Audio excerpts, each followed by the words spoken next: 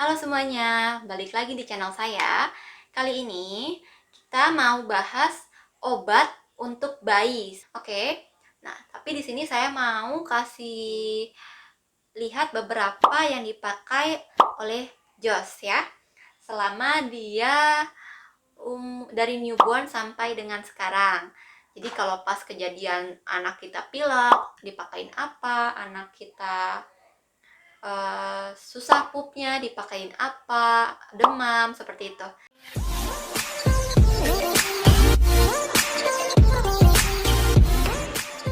Kita mau bahas obat apa aja yang dipakai Josh waktu dari newborn sampai sekarang. Kan kalau baby biasanya nih batuk pilek biasa suka kena.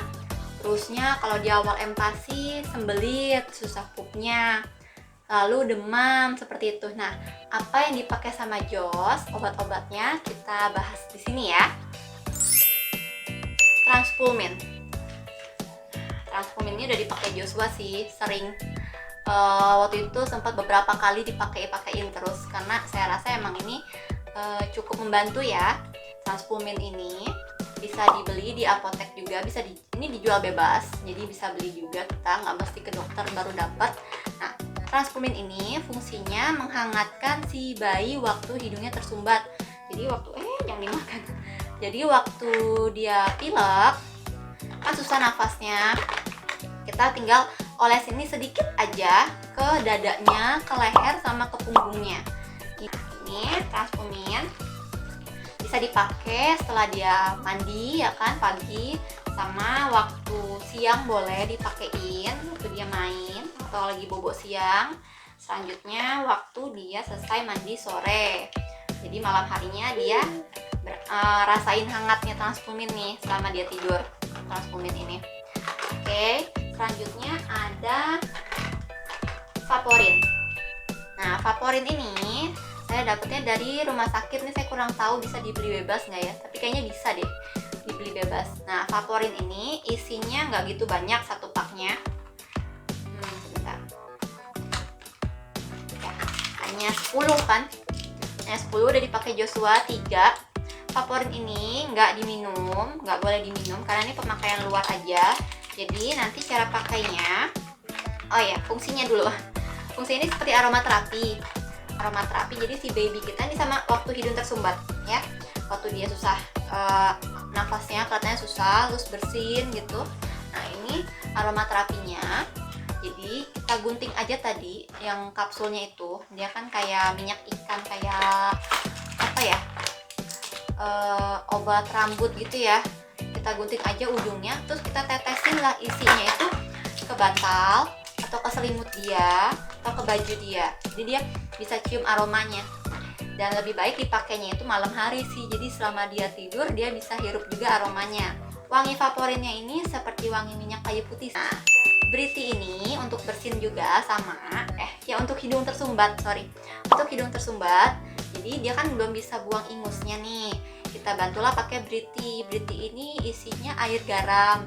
Nah, dia itu ditetesin ke dalam hidung anak kita.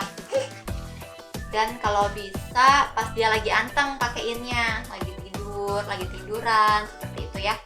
Ini tinggal kita tetesin aja ke hidungnya, ujung seperti ini. Hanya berapa tetes ya? 1-2 tetes aja di masing-masing lubang hidungnya dia.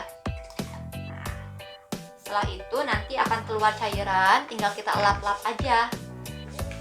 Jadi membantu cairan di hidungnya keluar. Selanjutnya ada Sterimar. Nah, Sterimar ini sama fungsinya buat hidung tersumbat.